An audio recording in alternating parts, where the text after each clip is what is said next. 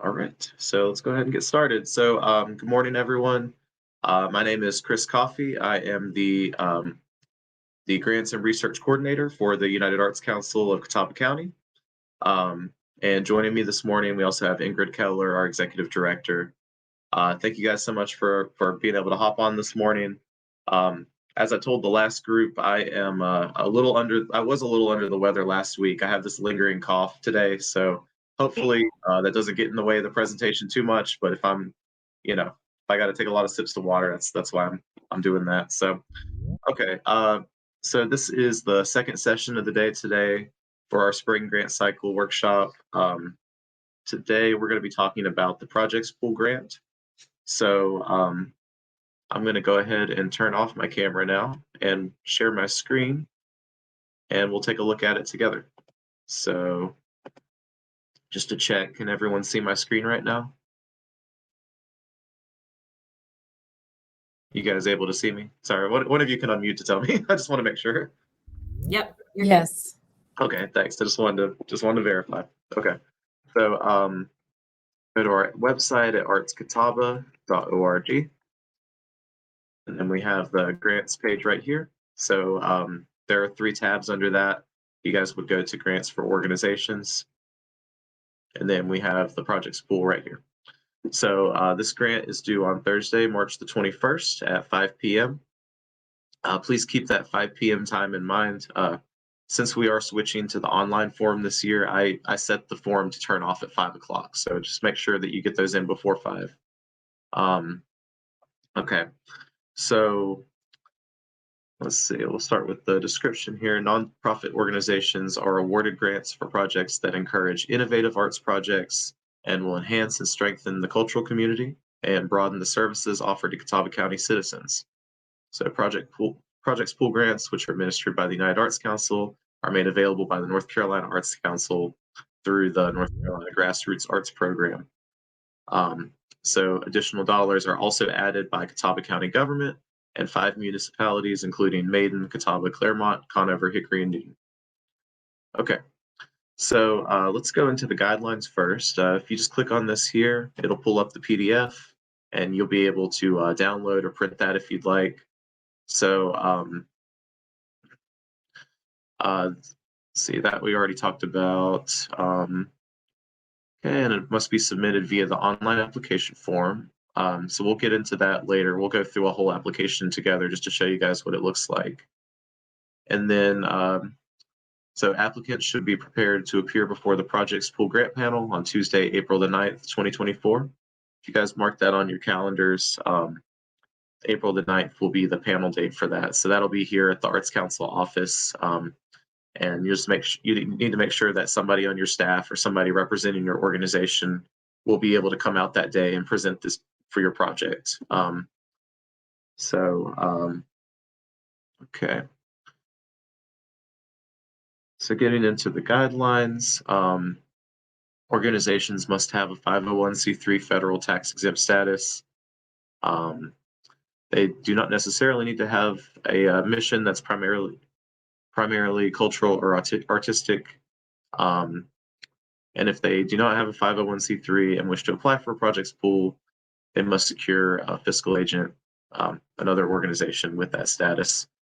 Then they need to also be active 1 year prior to making the application and be governed by a representative board, which is not self-perpetuating. So just some basic guidelines there. There are a few exceptions. Colleges, universities, community colleges, technical institutes, etc., may apply if the project will be community-based and will generate area-wide cultural involvement. So, like if it's a program that's open to the public and not like internal just for the students, then you could technically apply to this. Same, also for schools, a school could also apply like as part of a school system for arts education projects. So organizations outside of Catawba County may apply, but the project needs to take place in Catawba County. Okay, and individual artists are not eligible to apply to Projects Pool. We do have other grants for individual artists. We just went over the first one this morning, the Innovative Artist Grant. There's also the Artist Support Grant in the fall. So this is a grant specifically for nonprofit organizations. Okay, so priority for funding is first given to qualified arts, science, and history organizations, including theaters, symphonies, galleries, art guilds, choral societies, dance companies, folk societies, writers groups, and arts festivals, among others. Second priority is for arts learning and arts and education programs conducted by qualified artists. And then the third priority includes community, civic, and municipal organizations that provide quality programs and experiences conducted by qualified artists for the greater community. So that just sort of gives you kind of the priority there for this grant. Like any of these parties may apply for a grant, but priority is going to be given first to the, well, like it says there, the art, science, and history organizations, and then the arts and education, then the municipal civic programs. So okay, so those are the guide. That's as far as who can apply. So let's get into the funding itself now. Let's see. So grassroots funds must be matched dollar for dollar with cash raised locally and spent on the same project during the same fiscal year for which funding is requested. Basically, what that means is that this grant is not intended to fully fund your project. So we require that you have other funding sources in place already, or that you're planning to have other funding sources for your specific projects. And we can basically match up to 50%. It's kind of like a 50%, at least like at most 50%. So matching funds need not be in hand at the time of the application, but can be anticipated. So you can plan for funds that you're anticipating, like for example, ticket revenue from a concert or something like that. Okay, in-kind contributions cannot replace cash for matching purposes, but can be documented as supplemental evidence of support. An organization may submit only 2 applications per granting period. No projects pool funds may be used to match another grant from North Carolina Arts Council. So, just keep that in mind when you're making your budget. If you have other funding source from, the North Carolina Arts Council, then that would not be able to count for your match. Funds may not be used for deficit funding. Funds may not be used for permanent personnel, capital expenditures, permanent. So it goes into that, but basically, what that means is, this grant really is for more like project-based things, so like events or programs. It's not for like permanent expenditures, like renovation or for the purchase of something permanent in your building or something like that. Okay. All funds must be administered in compliance with the Fair Labor Act and Title VI, yada yada. Applicants may apply for a maximum of $10,000. Cash request form is required to receive funds. So I do want to highlight this point here. 1/2 of the grant award may be requested prior to the project date. The remaining half may be requested upon completion of the project with the submission of the final report. So later on down the process, if you do receive a grant for this project's pool, whenever you're sending in your cash request, make sure to just send, half of it up front before the project. And then we're going to send the remaining half when you turn in your final report. So that's how that works. Okay, so I'll touch on the application process. We're about to go through a whole online application, so I don't need to get too much into that. But the link to it's on our website, and once you submit it, it'll send you an email that says it's been submitted. So if you don't get an email, then just check with me about that. And then the required attachments for this are the really the financial attachments. So we want sort of last, current, and next fiscal year, just information for each year. Okay, so let's get into the criteria next. So one granting period will take place each fiscal year, and projects must take place in this time frame. So for June 15th. Project's pool review process includes a committee review of all applications and a committee interview with each applicant's organization. So we will have the grant panel sort of reviewing everyone's applications and presentations and all that. Project's pool committee reserves the right to designate funding for specific elements of a project. If the project school committee or the applicant decides to modify the proposed project in any way, a revised budget and revised program description must be submitted prior to disbursement of funds. Um, so that's another one to highlight. If anything about your project changes from, I know you guys are applying for these kind of early on down the line, and then some of them will happen much later. So if any plans change, especially anything about how the grant funds are being spent, just reach out to us and let us know, and then we can sort of, have that on record that something's changed. Okay. So the project must be open to a broad segment of the community and directly benefit Catawba County. It cannot be duplicated through other agencies. It should invite participation from the general public in addition to the organization's own membership. It must clearly be an expansion or an innovation if funding is sought for an existing program. So we're looking for things that are innovative and new and just open to everyone, basically, and with a focus on Catawba County, how it can benefit the county. Okay, getting into program merit next.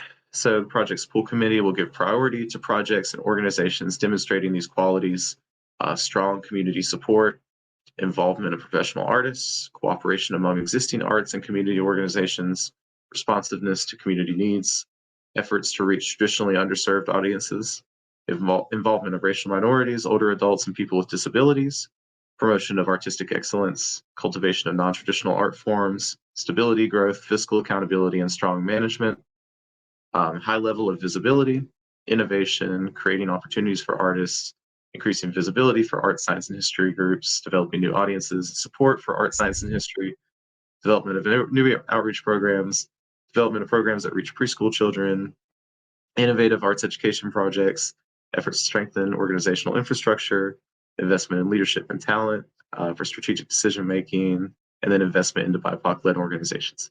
Okay. After reading all that, I was like, I could have just told you. Anyway, it's fine. So anyway, if funded, each grant recipient will be required to sign a contract, and then we also encourage you to make every reasonable effort you can to, when you're publicizing the project, to just include us logo, our logo, our tagline, and all that, which can be found on our website. And after the project's complete, you'll do a final report. Most likely that's going to be another online form, like the one that you're going to be doing for this. I'll probably I haven't made it yet, but I'm going to create an online form for the final report as well. And I'll just put it on the website right underneath Project School. So you'll be able to see that there soon. Okay. So I think that's everything for the guidelines. Let's see. Yeah, I think I covered everything. So let's go into the application now. So right underneath the guidelines here, you have link to the 24-25 application. This is, I'll discard and start it.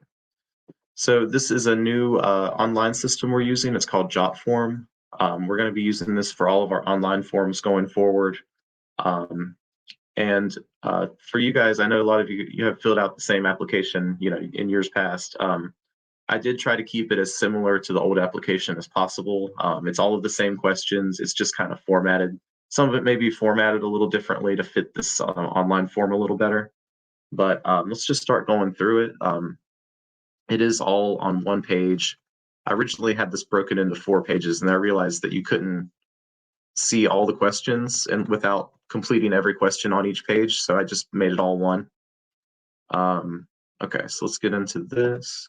Name of organization, we'll get ours.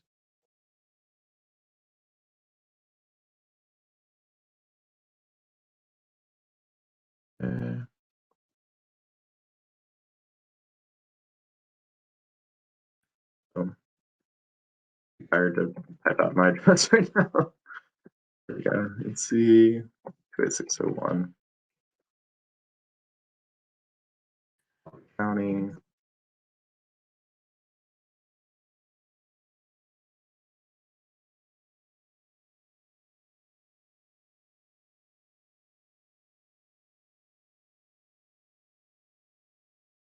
So this is just the organizational information in the beginning. Oh shoot, I don't know where. I don't know. Hopefully, I don't think I had any specific. Yeah, that's fine. All right. Okay. So please give a brief description. Okay, so yeah, this is still organizational information here, just like the old application. Give a brief description of your organization, including mission, board, staff composition, current art programs and services, and number and kinds of people served. Public schools and other government agencies should provide a description of just the arts program rather than the entire organization, of course.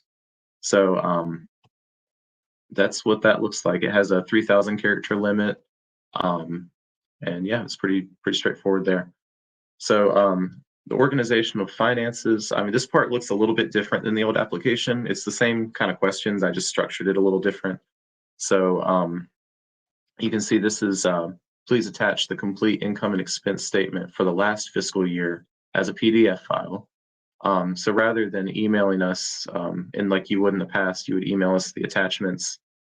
You can just drop them right into this, and it'll upload with the application. So you could either click on that to browse your files. I always prefer to do the drag and drop method here. So I have an example PDF to put in here. And then we have the income and expenses. So basically, it's just asking you copy the totals from this attachment. So you would copy your total income and expenses on that income expense statement. Okay, and then please attach the complete operating budget for the current fiscal year as a PDF. So you'll drop that in there, and then you'll put your totals again down here for that year. And then finally, it's the operating budget for the next fiscal year. And so you'll drop that in and then put the totals here. That's pretty much how that section works. We'll take questions at the end, and if anyone has any questions about how to do any of this kind of stuff. Oh, there's one error on the page. What is my error? Oh, I didn't write anything. Okay. So grant amount, 15,000. Start date. We'll do let's see, 7 2024 6 15 2025. So you put the project start and end dates there, and as you can see here, just no earlier than July and no later than June of within the fiscal year. So then we get down to the project narrative section. So in past years, you guys would have typed this out in a document, I think a Word document, and sent that to us as part of your attachments. This year, of course, it's just in the application. So it's the same questions though, project title or summary description, and then your project goals, you list those here. Description of intended participants and audience and the estimated numbers for that and the composition of like demographics and whatnot. And then location where the project is going to take place, and description of project activities, description of artists involved in the project, and then other information about them, and how the project will be publicized and promoted, and then lastly, how you'll evaluate the project. So for that first one, I had like 500 characters. The rest of these are 3,000. You don't have to fill that up. I mean, I wouldn't worry about trying to get as close to 3,000 as possible. That's just a cap that I put on there so that there is a limitation to how much you can type. But yeah, I wouldn't worry. That's not like what we expect for each question. Some of these are pretty short questions. Okay. So moving on to the project budget, this also looks a little bit different, but it's still the same format that you're probably used to from the old application. So this is your budget specifically for this project that you're requesting from this grant. So it explains up here, but basically this is going to be your total amounts on the right column for each of these categories. And these two amounts should add up to that. And actually programmed it to where you can just it kind of adds up for you.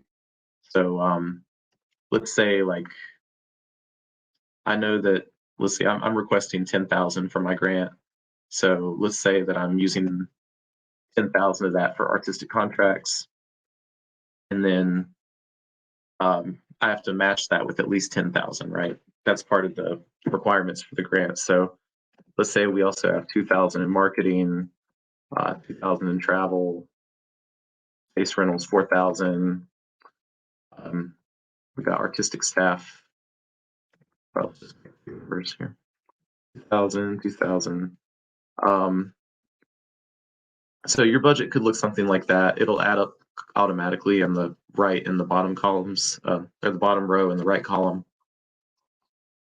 But you can see that that's essentially how we want you to do it. We just want you to designate where that grant amount is going to be going to specifically, and then we want you to put all of the expenses for the project on here, but just designate which ones are being covered by the grant and which ones you're matching with your own funds or other sources of income. So that's project expenses.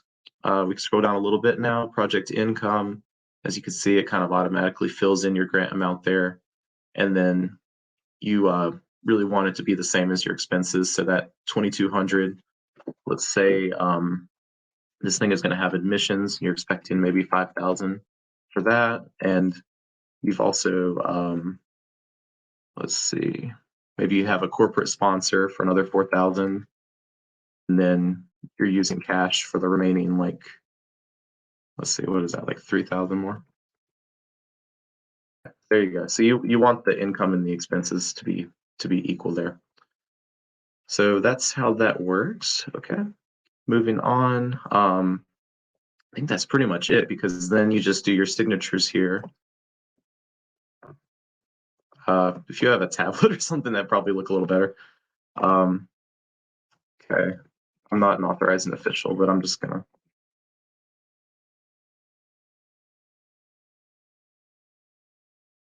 Today's date is 1/4/2024. Then contact person.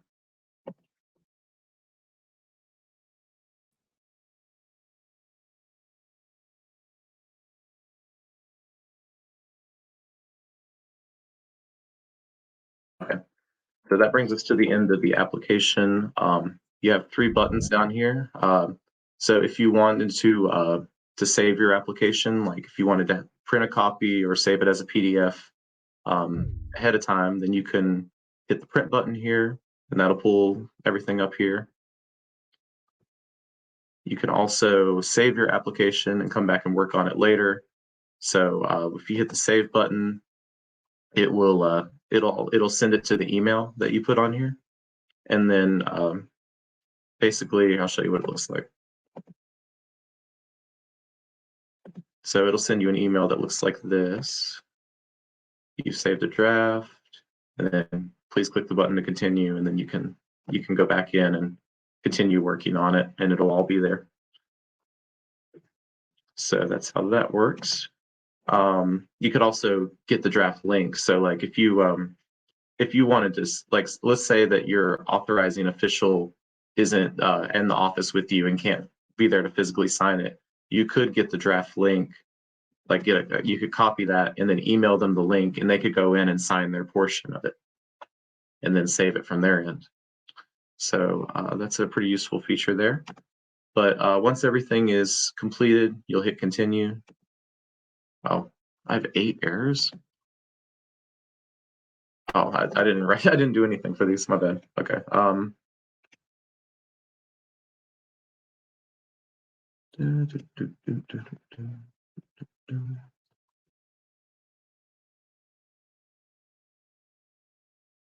Okay, I think those were the 8 errors. All right, so there we go. So I understand my electronic signature will be valid, yada yada, and then got to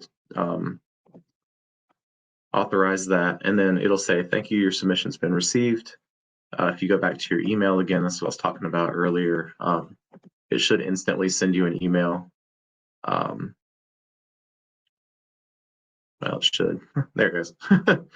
Okay, so it'll say your document is signed and completed, and then they'll include a PDF copy for you to save on there. So that's how the online application form works. see. Let me check my notes, make sure I didn't miss anything here. Attachments. Oh, I did just want to mention, I should have mentioned this when I was going through, but this is just good practice in general for people that haven't done many of these online forms. It's always a good idea especially when you're working on your narrative with like when you're typing a lot of information. It's always better to type these on like a separate document and then copy and paste them in.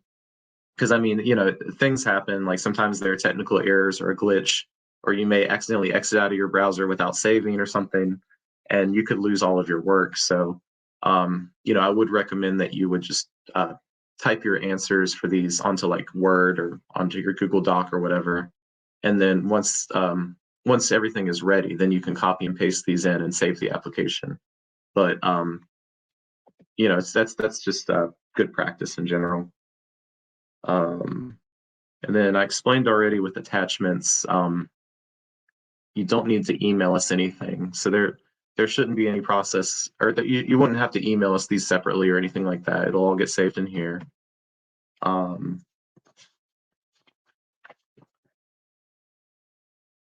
Okay. Yeah, I think that's everything. Okay, so I think with that, we are good as far as the presentation goes. And now I will turn it over for any questions that you guys have. So at this point, if you'd like to unmute and just ask me anything about the process or the new online form or just the grant in general, I'll take questions now.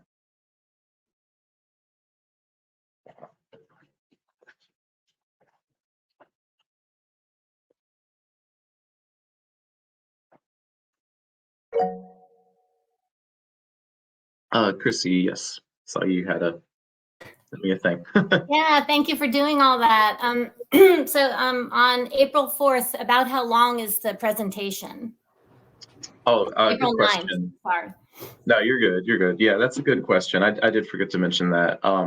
So usually it's very short. It's like it'll be like 8 minutes to present and then 7 minutes of questions. So it'll be a 15-minute slot. And we'll send you guys the times for that later on. It's like whenever we hit the March 21st deadline and all the applications are in, then I'll know how many people are applying and I'll create a schedule and send you guys your times for that. So it's kind of TBD right now, but I will get those to you in between the deadline and the panel day. So. Great, thank you. Hey, Chris, can you hear me? Yeah, I can hear you. Morning. Thank you for going over this with us. In regard to the final report, is there a deadline for that, or is that just something that we need to note on our end, or will we get an email saying, hey, your final reports are due in 3 weeks or whatever? Can you tell us more about that, just so we don't miss it? Yeah, absolutely. I will definitely email you guys like whenever it's getting time for it. Actually, I may need Ingrid. Do you know exactly? Is it also end of fiscal year, or is it a little bit after that? How does that work? So yeah, so I'll jump in. So the everyone's final reports, no matter when your projects take place, are due by June 15th, because you have to request all of your funds by that time. And your project should be completed by that time. Of course, there's sometimes can be exceptional cases, and we can discuss that if you are one of those. But generally, you need to have your final report submitted by June 15th. And in this case, you're requesting funds for next year, so it would be by June 15th of 2025. If you are a recipient of this year, that June 15th of this year is your final report date. If you have completed your project, you want to go ahead and submit that final report. So if your project was finished in December, it's a good rule of thumb to go ahead and submit that final report. And as Chris said, next year we're implementing that same rule. We used to do our grant disbursements and our award disbursements this way, where you could request half of your funds up front and then the other half after the project is completed. So we're going to follow that same rule next year. So you'll be able to request half your funds before your project starts, but you'll have to turn in your final report, and then you can turn in your final cash request after your project is completed. Thank you.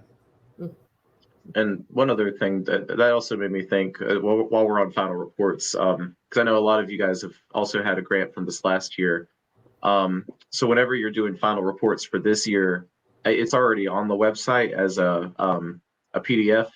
So it's kind of like I'm like grandfathered that in for this last grant cycle for the 23-24 year. You guys would just do the fillable PDF and email it to us like the old system, because we've already got some final reports in. So I wanted to keep them all consistent. So it's like the 23-24 final report will be the PDF that you email us. The 24-25 report far off in the future will be an online form, if that makes sense. So, okay. Any other questions?